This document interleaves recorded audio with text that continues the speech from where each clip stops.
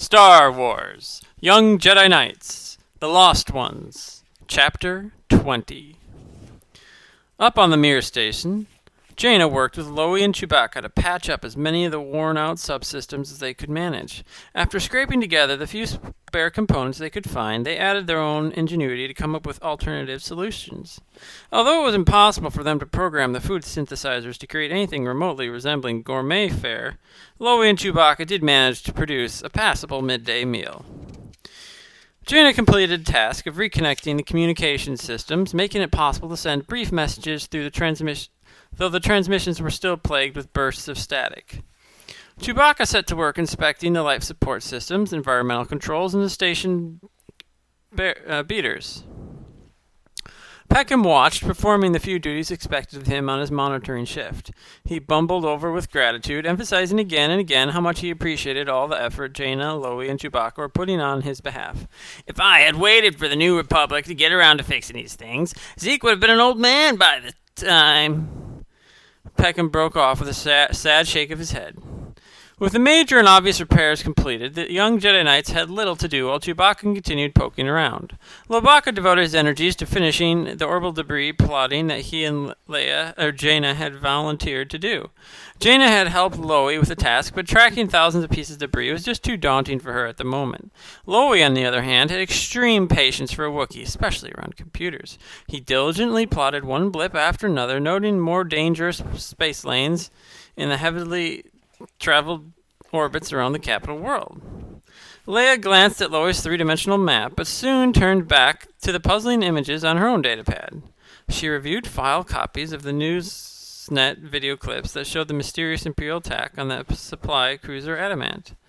On the day after the attack, she, Jason, and Loey easily identified the modified assault shuttle with its Corsica gem teeth, recognizing the craft that had been used to kidnap them from Lando Calrissian's Gemdiver station. Admiral Akbar had verified their descriptions. The theft of military equipment was undoubtedly the work of the evil group of the Shadow Academy. From Akbar's description, Jaina knew that the Imperial in command of the attack had been none other than Quirrell, the TIE pilot she and Jason had tried to befriend near his crashed ship on Yavin 4. She sighed and shook her head, watching the footage yet again. Jaina had hoped Quirrell would see the error of his ways, and though the TIE pilot had trembled on the verge of surrender, the Imperial brainwashing had worn out in the end. And now Quirrell continued to cause trouble for the New Republic. She replayed the video clip of the Adamant's capture a third time. The film, taken by New Republic forces, as they rushed from Coruscant to defend the supply cruiser, had low resolution. But something about the clip bothered her in an undefinable way, as it had since the first time she'd seen it. Jaina chewed on her lower lip. Something just isn't right. She watched the shark-mouthed assault ship appear out of nowhere, while shots from the flanking Imperial ships took out the Adamant's communication arrays and weapon systems. She turned her attention back to the replay and suddenly sat up with a jolt. She had been watching Quirrell's ship, but it was the other Imperial fighters that didn't fit.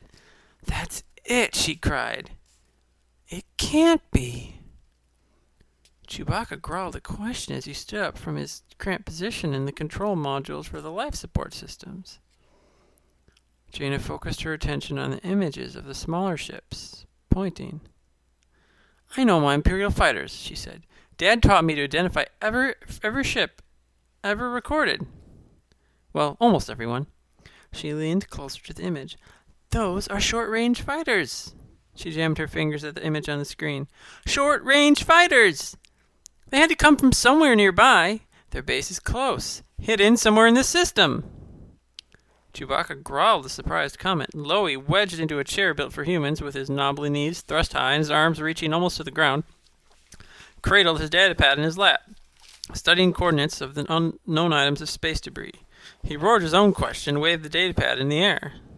"Attention! Excuse me!" EMTD shrilled. "Master Chewbacca believes he has found something of utmost importance, an inconsistency in the positions of the orbital debris. I can't see myself since he hasn't shown me the datapad." the miniature droid huffed, "but I trust it's something highly unusual for him to become so excited. You must really calm down, Master Lobacca, and explain yourself." Jaina rushed with Chewbacca to look at the thousands of dots plotted in the three-dimensional map of space around the planet Coruscant. "That can't be right either," Jaina said immediately. She was still puzzled by her own results, and now Loie had made the deep mystery even deeper. "It's pretty much the opposite of what we expected." Loie barked his confirmation, lay aside, biting her lower lip again. The entire reason for the mapping project had been to discover uncatalogued debris that posed a danger to navigation. Instead of revealing the uncharted hazard that had destroyed the moon dash, though, Loie's map of space wreckage showed absolutely nothing in the mark zone.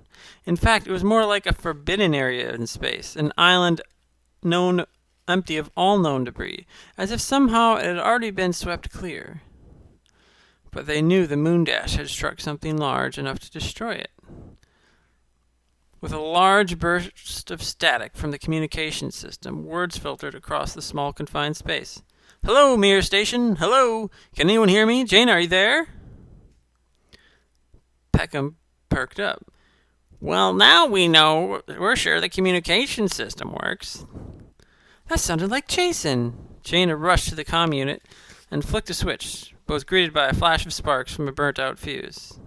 The sudden heat stung her fingertips. Scrambling, she yanked off the panel face and stared at the singed wires. She probed with the force, following the path to the short circuit, and rapidly managed to hotwire the damaged system well enough that she could answer her brother.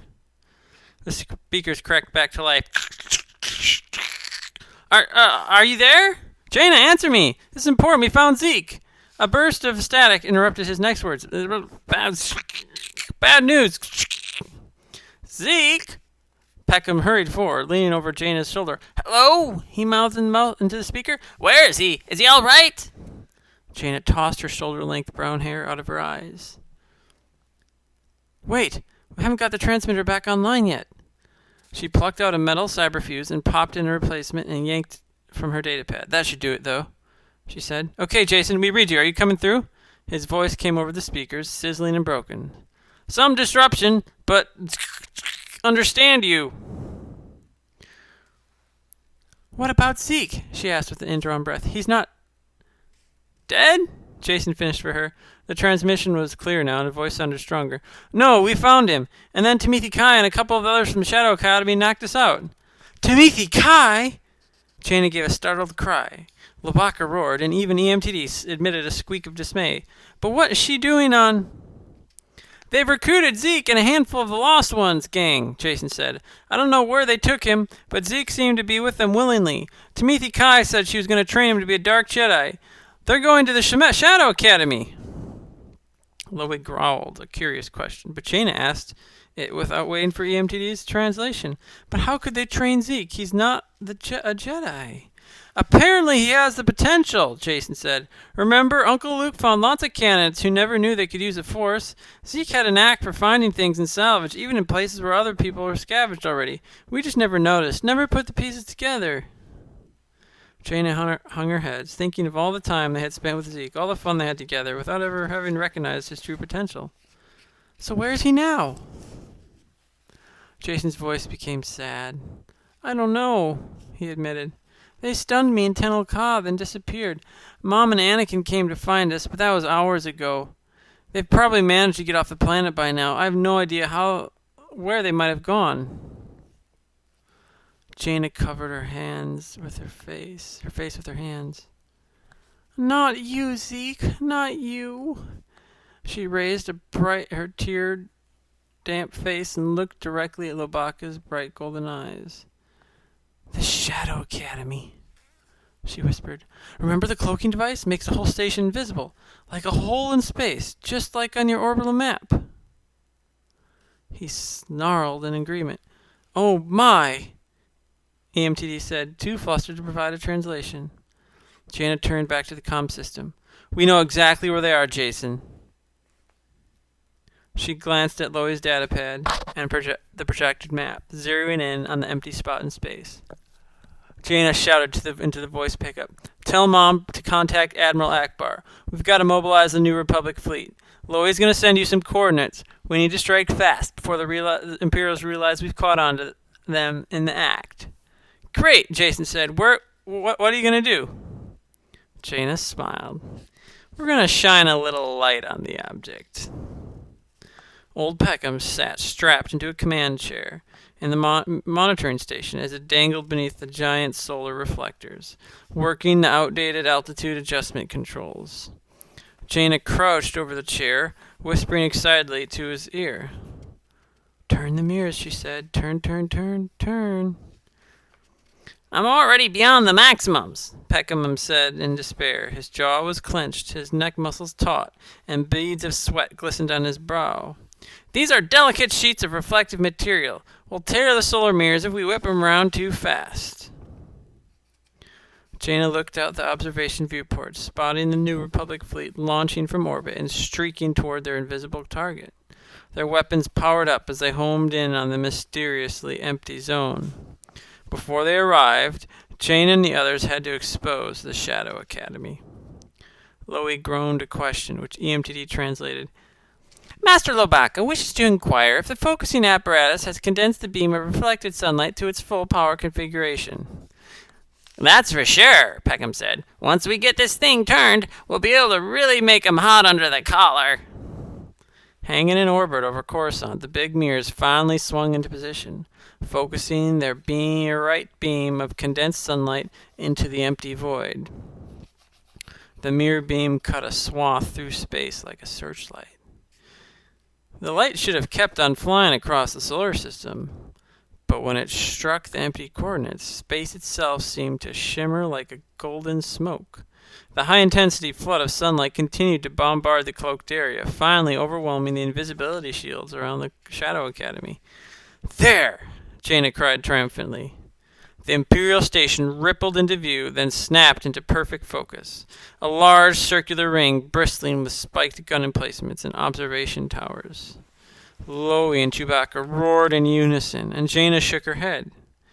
They were hiding right on our doorstep, all along. That's why they could use short-range fighters to attack the Adamant. That's how Timothy Kine and her companions could slip down to the city and steal Zeke away. Zeke must be aboard the station, then, Peckham whispered. That's where they've taken him. And the lost ones, Jaina added. Chewbacca snarled, then pointed as the exposed Shadow Academy began to move.